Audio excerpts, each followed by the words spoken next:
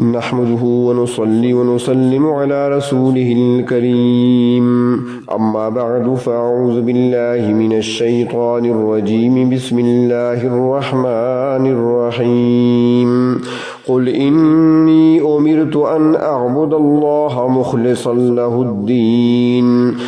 وأمرت لأن أكون أول المسلمين قل إني أخاف إن عصيت ربي عذاب يوم عظيم قل الله أعبد مخلصا له ديني فاعبدوا ما شئتم من دونه قل إن الخاسرين الذين خسروا أنفسهم وأهليهم يوم القيامة ألا ذلك هو الخسران المبين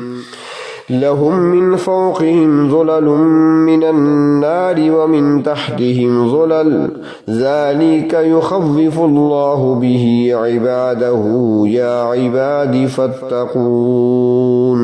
صدق الله مولانا العظيم اللهم صل على سيدنا محمد وعلى آل سيدنا محمد وبارك وسلم سورة الزمر کی آیت نمبر 11 تا آیت نمبر 16 ارشاد فرمایا قل اے پیغمبر صلی اللہ علیہ وسلم آپ کہہ دیں یعنی لوگوں کے سامنے اس بات کی وضاحت کر دیں انی امرت ان اعبد اللہ مخلصا لہ الدین مجھے تو یہی حکم دیا گیا ہے کہ میں اللہ کی عبادت کروں اس حال میں کہ اسی کے لیے اطاعت کو خاص کرنے والا ہوں دین سے مراد یہاں بندگی ہے اور اطاعت ہے اس بات کو بار بار ذہن نشین کرایا جا رہا ہے کہ اللہ تبارک و تعالی کے نزدیک ایسی عبادت معتبر ہے جو خالص ہو جس میں نہ شرک کی ملاوٹ ہو اور نہ ریا کی آمیزش عبادت دو حصوں پر مشتمل ہے اس کا ایک جسم ہے اور ایک اس کی روح ہے یعنی ایک اس کا ظاہر ہے اور ایک اس کا باطن ہے اصل عبادت کا جو جسم ہے وہ اطاعت ہے لیکن عبادت کے حوالے سے اطاعت کے مفہوم کو سمجھنے کے لیے پہلے لفظ عبادت کے معنی کو بھی ذہن میں رکھنا ضروری ہے عبادت کا لفظ عبد سے ہے اور عبد کے معنی ہے غلام کیونکہ عبد یا غلام اپنے آقا کی ہم وقت اطاعت کا پابند ہوتا ہے سورۃ مؤمنون میں حضرت موسیٰ اور حضرت ہارون علیہم السلام کے بارے میں فرعون کا یہ قول نقل ہوا ہے کہ وَقَوْمُهُمَا لَنَا عَابِدُونَ کہ ان کی قوم تو ہماری غلام ہے یہاں پر عابد بمانی غلام کے کیا گیا ہے اسی طرح سورۃ الشعراء میں حضرت موسیٰ علیہ السلام کے اس مکالمے کا حوالہ بھی ہے جس میں حضرت موسیٰ علیہ السلام نے فرعون کو مخاطب کر کے فرمایا تھا وَتِلْكَ نِعْمَةٌ تَمُنُّهَا عَلَيَّ أَنْ عَبَدْتَ بَنِي إِسْرَائِيل اور یہ احسان جو تو مجھے جتلا رہا ہے کیا یہ اس کا بدلہ ہے کہ تو نے بنی اسرائیل کو غلام بنا رکھا ہے عبدت یہاں پر بھی عبدیت کو بیان کیا اب بنی اسرائیل فرعون کی یا فرعون کی قوم کی پرستش یا پوجا تو نہیں کرتے تھے نہ وہ ان کی نماز پڑھتے تھے نہ ان کو سجدہ کرتے تھے مگر وہ ان کے غلام تھے اور اس حیثیت میں ان کی اطاعت کے پابند تھے تو ان دونوں مقامات پر عبد کو اطاعت اور غلامی کے مفہوم میں استعمال کیا گیا ہے تو معلوم ہوا کہ اطاعت یا غلامی دراصل عبادت کا جسم ہے یعنی ظاہری صورت ہے جبکہ اس کی روح محبت ہے یعنی اگر کسی کی محبت کے جذبے سے سرشار ہو کر اس کی اطاعت کی جائے تو وہ اس کی عبادت ہوگی اور اگر جبراً اطاعت کسی کی کرائی جائے تو وہ عبادت نہیں ہو سکتی تو عبادت ایک تو اس کی ظاہری صورت ہے جیسے نماز ہے تو اس میں رکوع ہے قیام ہے سجدہ ہے تشہد ہے یہ ظاہری صورت ہے اور دوسری صورت وہ انتہا درجے کی محبت اور انتہا درجے کا تذلل اور عاجزی کا اظہار کرنا تو اللہ تعالیٰ کی محبت کے جذبے سے سرشار ہو کر اللہ رب العزت کی اطاعت کرنا یہ اصل عبادت کہلائے گی۔ اور اللہ تبارک و تعالیٰ اپنے بندوں سے پوری اطاعت چاہتے ہیں، جیسا کہ فرمایا سورۃ بقرہ میں کہ یا ایھا الذین آمنوا ادخلوا فی السلم کافہ، اے اہل ایمان اسلام میں پورے کے پورے داخل ہو جاؤ، یعنی اللہ تبارک و تعالیٰ کو کلی اطاعت مطلوب ہے۔ 25%، 50%، 75% اطاعت قبول نہیں، بلکہ پوری اطاعت کرنی پڑے گی۔ تو فرمایا کہ وہ امرت لان اکون اول المسلمین، اے پیغمبر صلی اللہ علیہ وسلم آپ یہ بھی ارشاد فرما دیں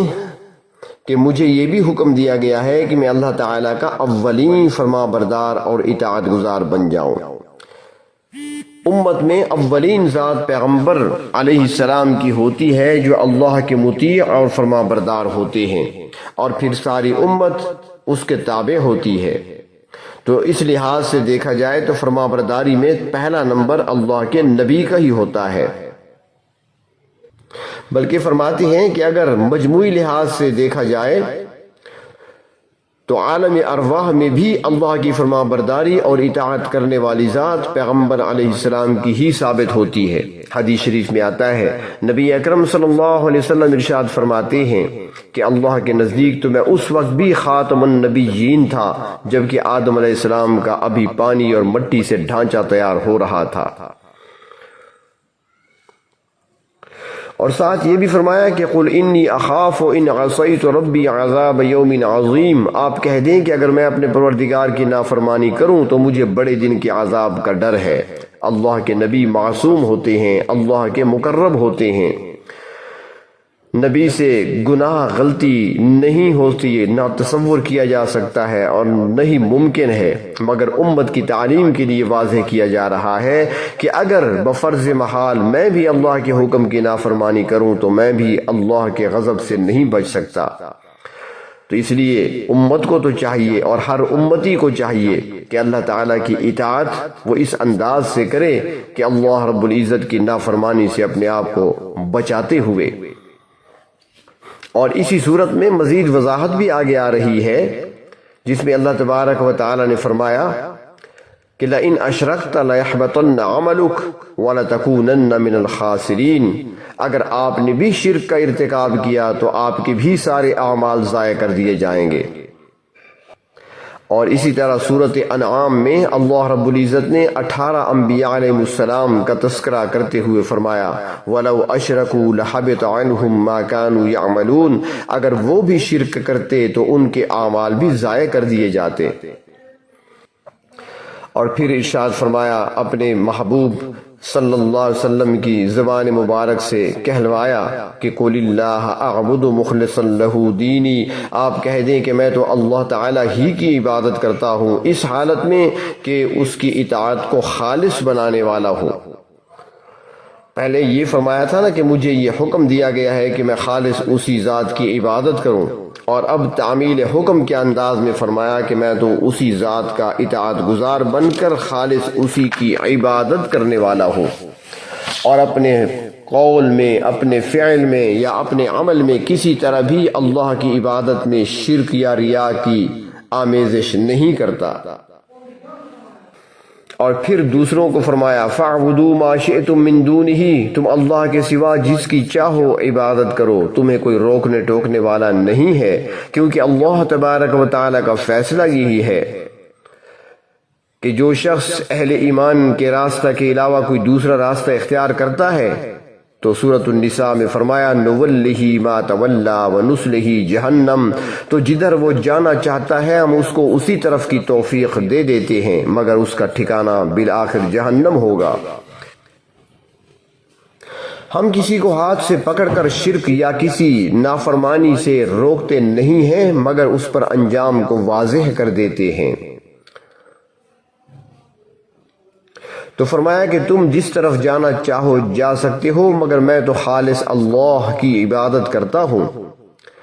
اور ساتھ اللہ تبارک و تعالی نے اپنے محبوب صلی اللہ علیہ وسلم کی زبان مبارک سے یہ اعلان بھی کروا دیا، قل ان الخاسرین الذین خسروا انفسهم واہلیہم یوم القیامہ،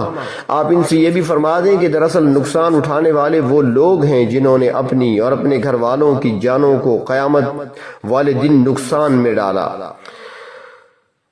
یعنی جو لوگ اس دنیا میں خود بھی کفر کے راستے پر چلتے رہے، شرک اور گناہوں کو میں مبتلا رہے، اپنے گھر والوں کو بھی اسی راستے پر چلاتے رہے،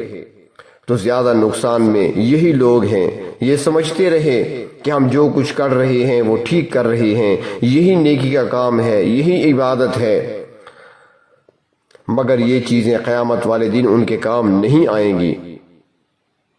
اللہ تبارک و تعالی نے فرمایا کہ ان کی یہ اعمال قیامت والے دن ریت کے ذرات کی طرح اڑ جائیں گے اور وہ خالی ہاتھ رہ جائیں گے۔ سورۃ کہف میں اللہ تبارک و تعالی نے اس قسم کے لوگوں کا نقشہ اس طرح کھینچا ہے کہ وہاں پہ فرمایا کہ اے پیغمبر صلی اللہ علیہ وسلم آپ کہہ دیں کیا ہم نہ بتائیں تم کو کہ اعمال کے لحاظ سے خسارے میں پڑنے والے لوگ کون ہوں گے؟ فرمایا یہ وہ لوگ ہوں گے الذین ضل سعیہم فی الحیات الدنیا وہم یحسبون انہم یحسنون صنعا، جنہوں نے دنیا کی زندگی میں غلط راستے پر چل کر اپنی ساری محنت کو ضائع کر لیا، مگر سمجھتے یہ رہے کہ ہم بڑے نیکی کے کام کرتے رہے۔ فرمایا ایسے لوگ قیامت والے دن خود بھی نقصان اٹھانے والے ہوں گے اور اپنے گھر والوں کے لیے بھی نقصان کا باعث بنیں گے۔ اللہ تعالیٰ کا تو حکم یہ تھا، سورۃ التحریم میں ہے قوا انفسکم واہلیکم نارا، لوگوں خود کو اور اپنے گھر والوں کو دوزخ کی آگ سے بچاؤ، مگر انہوں نے گھر والوں کو بھی کفر اور شرک کے راستے پر چلایا، بدعات کے کاموں میں لگائے رکھا، قیامت والے دن ان کے ساتھ ان کے گھر والے بھی خسارے والے ہوں گے۔ اللہ تبارک و تعالی نے انسان کو جان جیسی قیمتی پونجی دے کر دنیا میں بھیجا تھا تاکہ اس کے ذریعے ایمان اور اطاعت کما لے، مگر اس نے آ کر یہاں اس پونجی سے کفر، شرک اور بدعات کو خریدا، اپنے آپ کو خسارے میں ڈالا۔ تو اللہ تبارک و تعالی سورۃ بقرہ میں فرماتے ہیں فما ربحت تجارتہم، ان کی اس تجارت نے انہیں کوئی نفع نہ پہنچایا اور وہ زندگی جیسی قیمتی پونجی کو ضائع کر بیٹھے۔ فرمایا الا ذالک هو الخسران المبین، آگاہ رہو کہ یہی کھلا نقصان ہے۔ اور فرمایا کہ اس نقصان کا اثر یہ ہوگا لہم من فوقہم ظلل من النار، کہ ان کے لیے ان کے اوپر بھی آگ کے سائبان ہوں گے، ومن تحتہم ظلل، اور ان کے نیچے بھی ایسے ہی سائبان ہوں گے، یعنی ان پر اللہ تبارک و تعالی کا غضب نازل ہوگا اور وہ دوزخ کی آگ ان کو ہر طرف سے گھیر لے گی۔ اور پھر نصیحت کرنے والے انداز میں فرمایا ذالک یخوف اللہ بہ عبادہ، اللہ تعالیٰ اس چیز کے ذریعے اپنے بندوں کو ڈراتے ہیں اور فرماتے ہیں یا عبادی فاتقون، اے میرے بندو مجھ سے ڈرتے رہو، کہیں تم اس عذاب میں مبتلا نہ ہو جانا جس سے میں نے تمہیں آگاہ کر دیا ہے۔ اللہ تبارک و تعالیٰ اپنے عذابوں سے، سزاؤں سے ہمیں محفوظ رکھیں اور بچائے رکھیں، اہل جہنم والے اعمال سے اللہ تبارک و تعالیٰ ہمیں بچائیں، اپنے متقی اور نیکوکار بندوں میں ہمیں شامل فرمائیں۔ وآخر دعوانا ان الحمد للہ۔